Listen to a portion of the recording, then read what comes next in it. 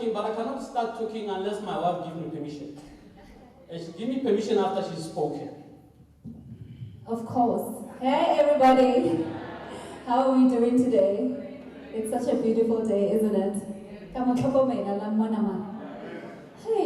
how about we better than last year, you know? Thank you so much. Are you looking forward to the session? I'm also looking forward to the session, but I just hope that, we're gonna learn and go and implement, because many a times you learn so much, and when you get out of here, you feel so juiced up, like, wow.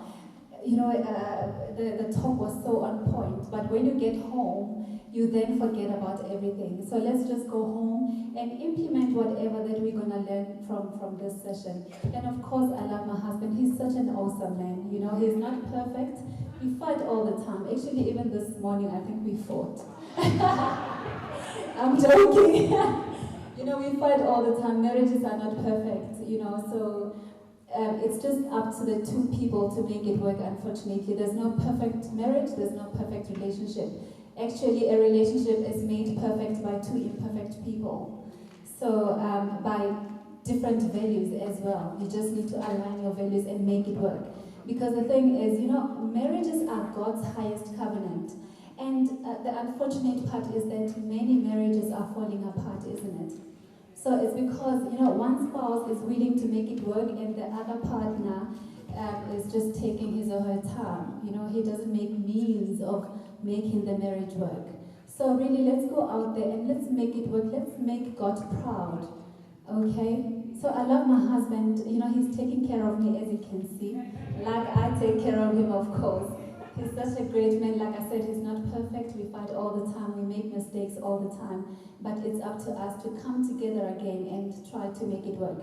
And we try to do that all the time. Okay? So thank you so much. You look so good. You too. I don't think I'll do 100 fights. Wow. Anyway, I paid her to say all those things. You gotta cover yourself, most especially when you know people are coming. I had to rehearse that speech with her over and over and over until she got it right. And I managed to get it right. Anyway, I'm happy that you are all here to come and listen to what I'm gonna say. We're gonna have fun. Do you have husbands in the house? Okay, let's see them. Stand up. Husbands, stand up. Husbands, stand up. Okay, do we have boyfriends in the house? No, I didn't say sit down. Now I see why your wife is having problems with you. Do you have boyfriends in the house? Boyfriends stand up? I'm putting them on the spot. Don't sit down. Don't sit down. Now, ladies, I want you all to stand up and clap for this gentleman. All of you, I want you to honor them today. All of you.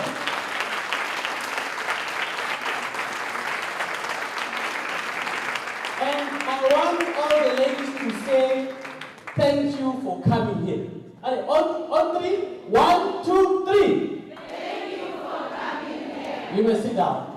Hey, somebody's got a kiss, finally. I know they haven't seen a kiss in ages. This is the makeup I'm talking about.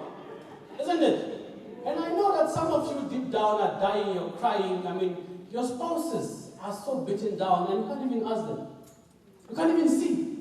You pretend as if everything's okay. Okay, now, we're going to have fun today, so I'm going to talk, and some of you I'm going to put you on the spot. I might come to you and say, where are the mics? Do we have the mics? Do we have the mics? I might come to you and ask you what you like about your spouse, ne? Are you okay? Now, before we start, let's do this. Do we have single people in the house? Yes. Single people in the house? Yes. Raise your hand. Raise your hand. Okay, single people. And when I say singing, I mean singing. It's Monday, you're like this. Tuesday, like this. Wednesday, we are fine. Thursday, west. Until Sunday. Now, you are either a single or an OBA. Occupied but available. You can't be both. When you are single, I mean you worship God every day, you sleep like this. There's nothing. Alright. Do we have engaged couples? People are not getting married. What's it? Engaged. Do you regret? Why do you raise your hand like this? Do you want to call it quits? Okay. Do we have married couples? Oh, finally. You must see that lady, the way she raises her hand. I'm so married today. Congratulations. Do we have about to divorce? Okay, about to divorce. Okay, 1, 2. And you're sitting together. Are you guys, do you have some kind of a club? About to divorce club? On WhatsApp. Show me how is it today? I want always wait. I want to get the ladies, but it's okay, about divorce and that's what you're saying. Isn't it? Okay, do we have divorced? Raise your hand.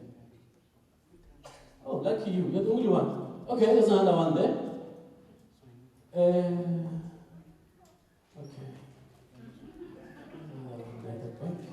Okay. Do we have divorced and about to remarry? Oh, you guys are not looking forward to remarry. Divorced people? Alright, now. Ladies and gentlemen, my name is Padi, and welcome to Intimate Moments with myself. We're going to have fun today. Don't be too stiff and too hard and expect me to do this. We're going to have fun. Now, ladies, I want you to look at the gentlemen. You'll see how they're sitting.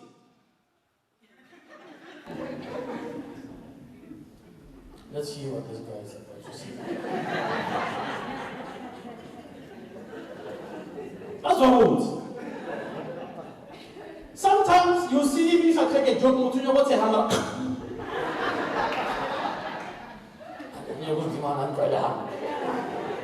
And that's what they do going to work again. Or you'll crack a joke with him, he'll go to the toilet to laugh there and then lose. How was wrong? You are not joking, how you like.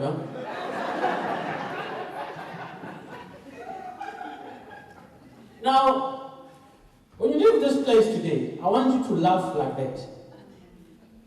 I want you to do that. Now, a person might ask, what gives you, what qualifies you to come and stand there and tell us about marriages? Honestly, what qualifies me? That's the truth. That's a good question, isn't it? What qualifies me? Now, besides being through bad relationships myself, I've been hurt and I've hurt a lot of people. I've been in good relationship, but I've been bad, and I've been in bad relationship, and I've been good. And besides being certified by a Prepare and Rich colleges in America, I also studied law, which has got to do with the law of marriages. I also did psychology, which has got to do with psychology of marriages. I also wrote a couple of books, and I wrote for a couple of publications, and I did extensive research to understand why do we fail so bad in marriages. We fail so much. And I looked at my own family, and I said, no, something is wrong. My own family. People are just divorcing. Why do you get a divorce? A month later, Joe, we need a divorce. How can you win a divorce? As if you got a certificate that says the winner of divorce 2017. How do you win divorce? And to be honest with you, this was my personal assignment. But when God came to me and said, I want you to go and teach, I said, God, how can you teach about this? Be a man. Do you know how many girls have broken their hearts? What you want to do?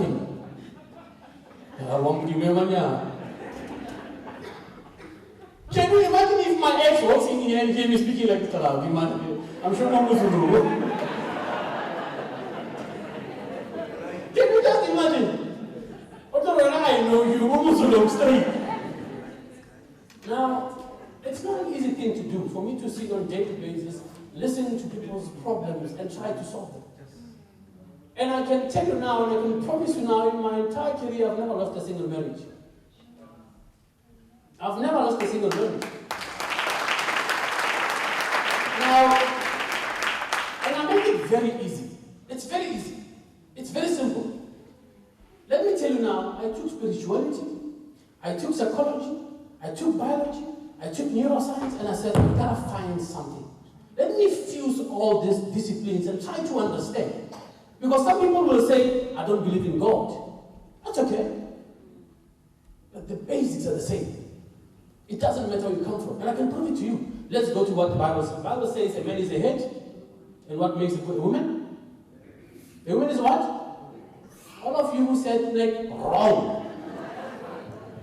All of you said neck, wrong. That is why you've been failing, because you are behaving like a neck. Just imagine what the neck does when you just sit here, do nothing. And that is why even in your marriage you have become a neck. And the head is sitting on top of you. And the head is coming hard on you because you are a neck. Have you ever thought about that? The Bible says you are the body, women. It says the man is the head. He must love you like he loves his own body. He says you are his body. I want you to understand that. Now, in biology, we know that the body cannot do anything unless the head authorizes it. The head cannot go anywhere unless the body authorizes it. That's biology for you. In psychology, we know that the head cannot communicate anything unless the body communicates. We know that. In neuroscience, we know that all your emotions are wired throughout your whole body. Your neurons are transporting your emotions throughout your whole body. Whenever you have a problem in your life and you feel an emotion, it's because of your neurons. As simple as that. So we can sit here and say, it's fine, we don't believe in God, it's okay. Do you believe in biology? Yes. Do you believe in science? Yes. Now, then how do we feel so bad in relationships? How do we feel so bad? How come so many people divorce every single day? Some of you now are saying, if we get married, no comment of property. Just in case.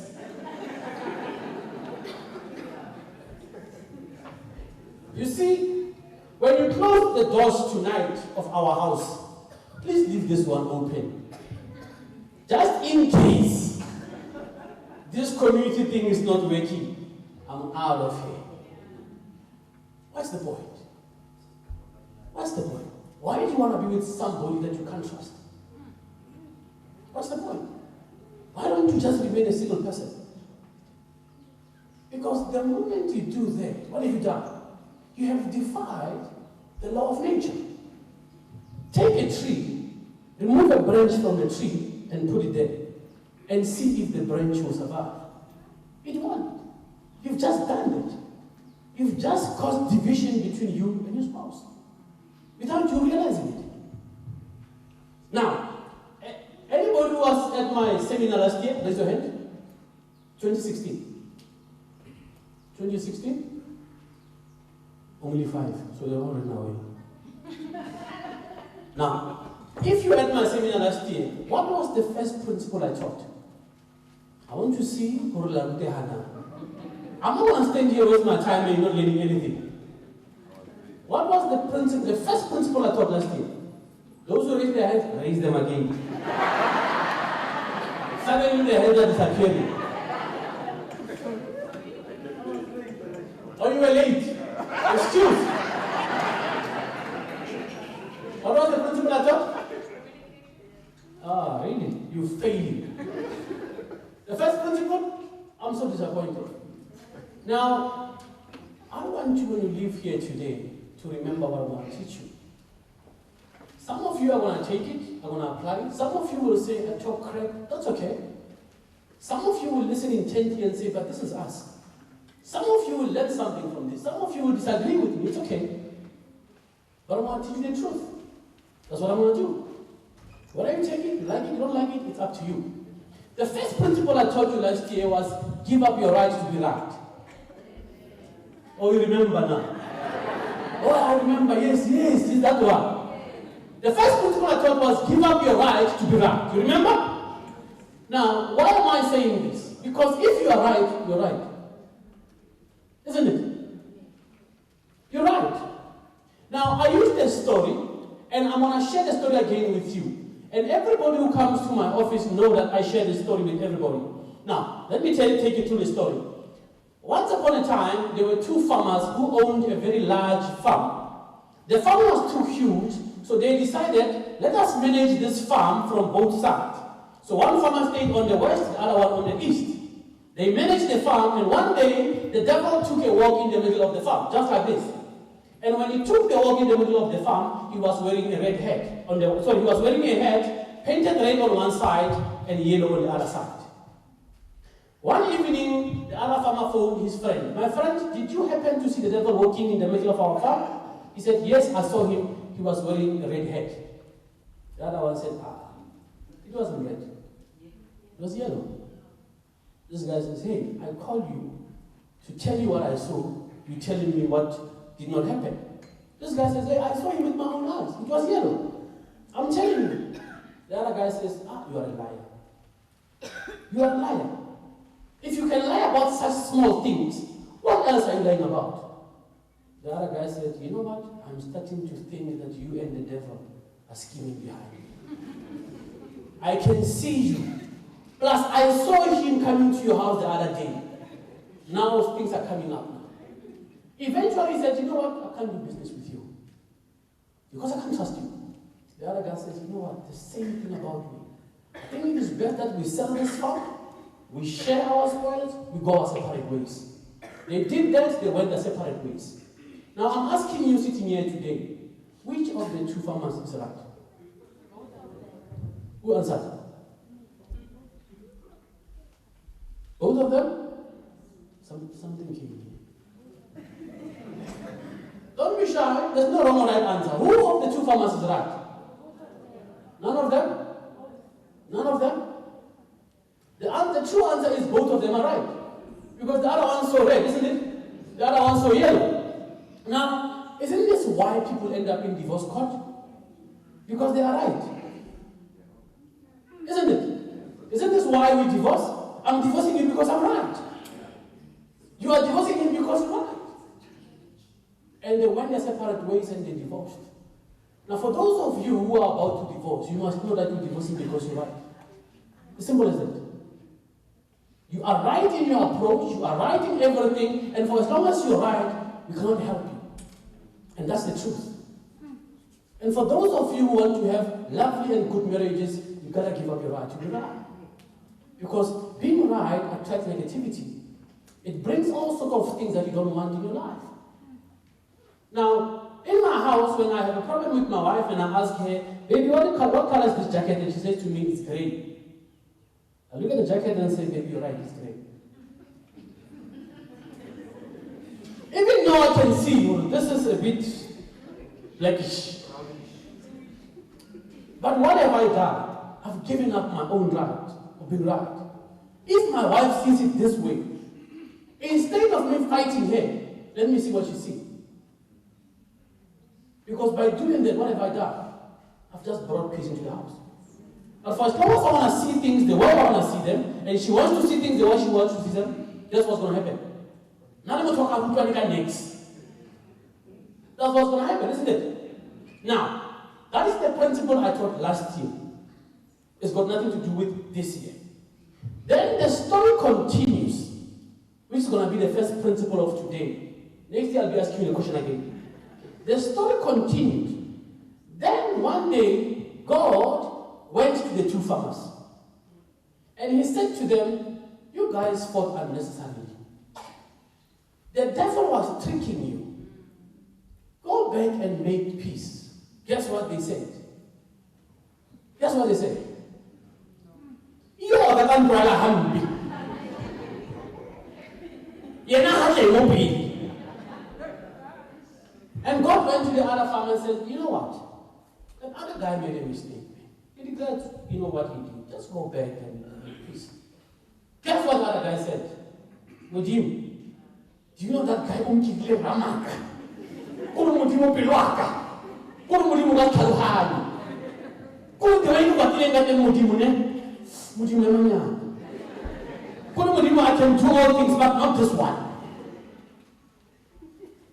Isn't this what we do? And by doing that, you don't realize that you have just taken a load of what I call emotional baggage. Now The first principle we teach today is offload your emotional baggage. Most of you, as I'm speaking to you now, you're suffering in your marriages because of emotional baggage. That's the truth. You remember that guy who said to his wife, baby, here is sign out of computer property. Remember him?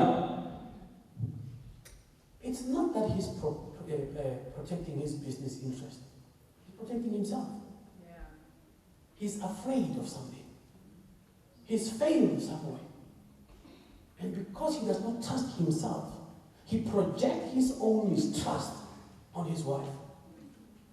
He says, what if she leaves me? I'll be left with nothing. What's the point of getting married if you're that person? What's the point?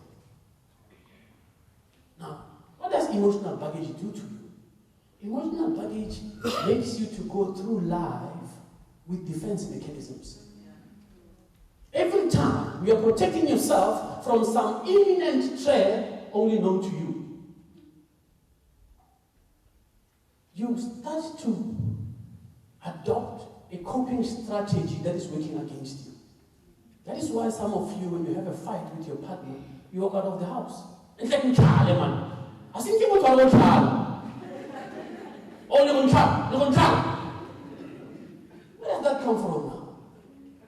No, that's all. So, why is that person doing that? Already he's afraid that because I did something wrong, and I know that when I do something wrong, chances are, because my father left me and my mother, he will leave me as well. Most of you are suffering because of that. Do you understand what I'm saying to you? Now, let's talk about a person who cries a lot. When you talk to them, hey, I see you are late. What happened?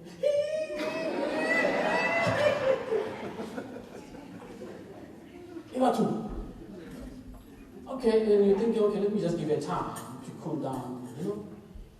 Okay, later, okay, baby, I see you. What causes that?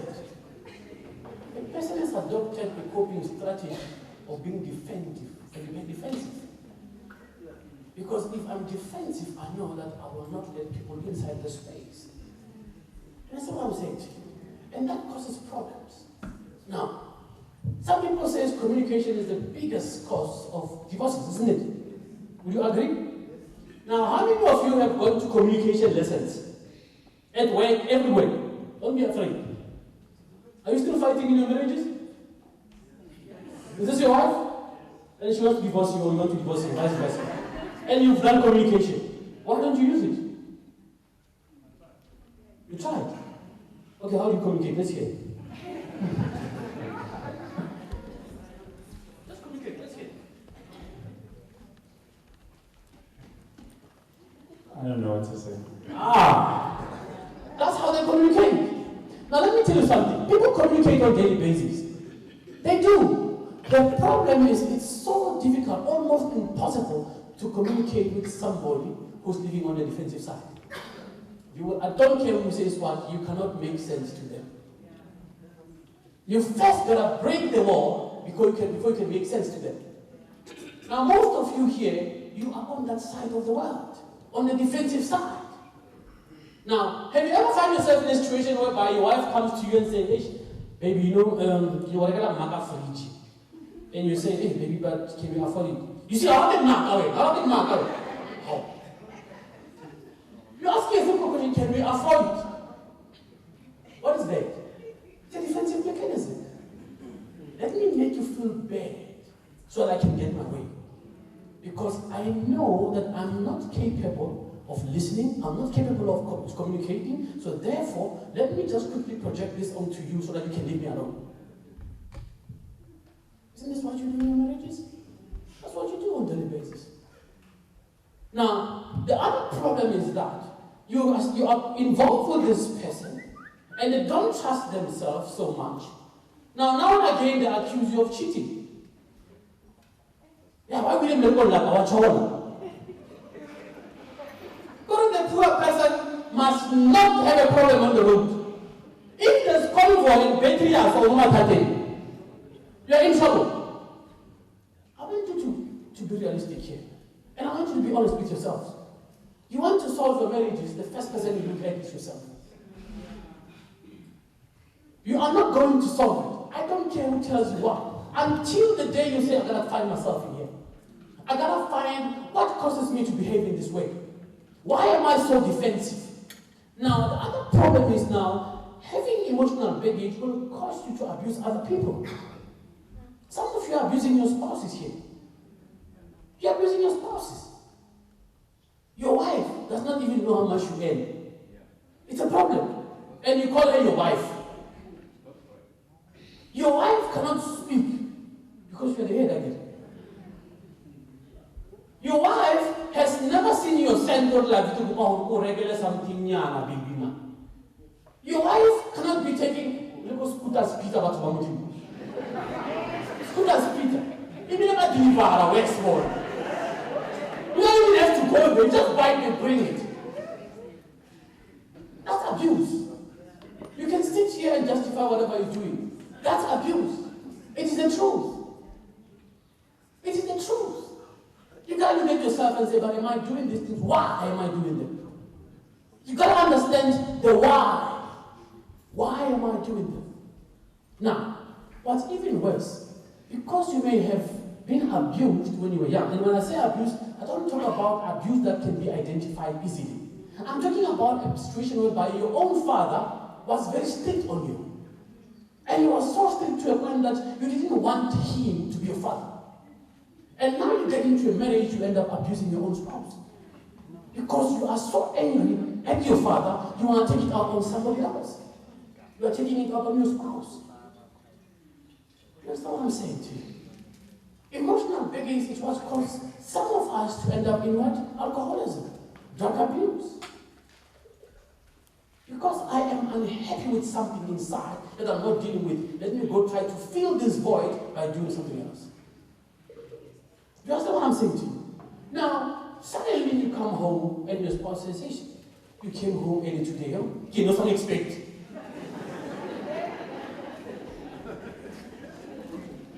How do you get it? You know, it's a nice thing. Yeah, again, you know what you got. Now, let me tell you how about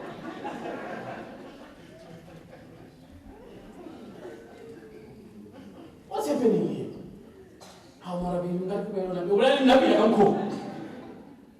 And what's wrong now?